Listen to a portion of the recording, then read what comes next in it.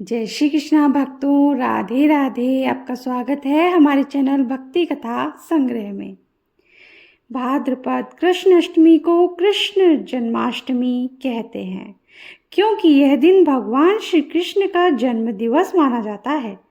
इसी तिथि पर घनघोर अंधेरी आधी रात को रोहिणी नक्षत्र में मथुरा के कारागार में वसुदेव की पत्नी देवकी के गर्भ से भगवान श्री कृष्ण ने जन्म लिया था।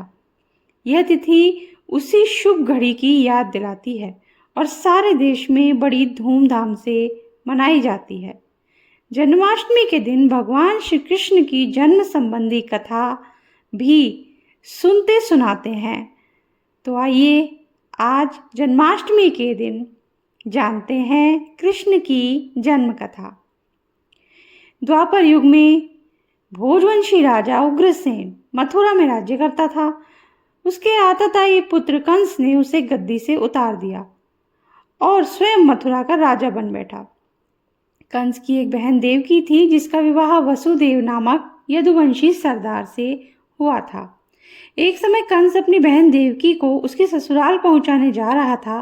रास्ते में आकाशवाणी हुई, हे कंस, जिस देवकी को तू बड़े प्रेम से ले जा रहा है उसी में तेरा काल बसता है।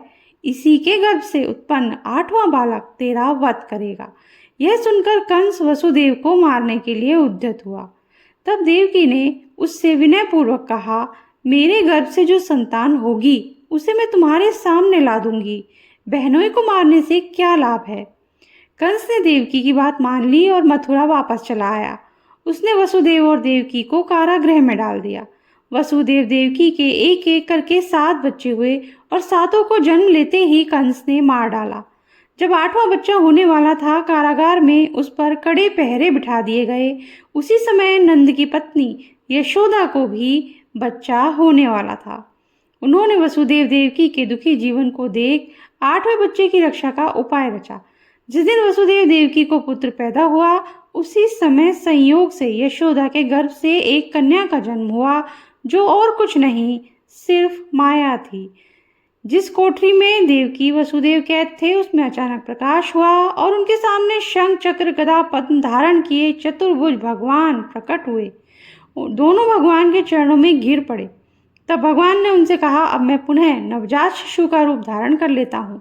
तुम मुझे इसी समय अपने मित्र नंद जी के घर वृंदावन में भेजाओ और उनके यहाँ जो कन्या जन्मी है उसे लाकर कंस के हवाले कर दो। इस समय वातावरण अनुकूल नहीं है, फिर भी तुम चिंता ना करो। जागते हुए पहरेदार सो जाएंगे, कारागृह के फाटक अपने आप खुल जाएंगे और उफनती अथाह यमुना तुमको पार जाने का मार्ग दे देगी। उसी समय वसुदेव नवजात शिशु रूप श्री कृष्ण को सूप में रखकर कारागृह से निकल पड़े और अथाह यमुना को पार कर नंद जी के घर पहुंचे। वहां उन्होंने नवजात शिशु को यशोदा के साथ सुला दिया और कन्या को लेकर मथुरा आ गए। कारागृह के फाटक पूर्ववत बंद हो गए। अब कंस को सूचना मिली कि वसुदेव देवकी को बच्चा पैदा हुआ है। उसने बंदीगृह में जाकर देवकी के हाथ से नवजात कन्या को छीनकर पृथ्वी पर पटक देना चाहा, परंतु वह कन्या आकाश में उड़ गई और वहां से कहा, अरे मूर्ख कंस, मुझे मारने से क्या होगा। तुझे मारने वाला तो वृंदावन में पहुंच चुका है। वह जल्द ही तुझे तेरे पापों का दंड देगा। तो ये थी कृष्ण की जन्म कथा।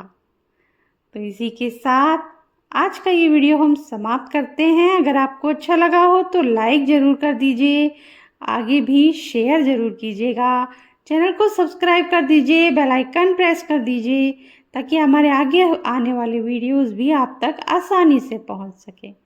जय श्री कृष्णा भक्तों, राधे राधे। कृष्ण जन्माष्टमी की आप सभी को हार्दिक शुभकामनाएं।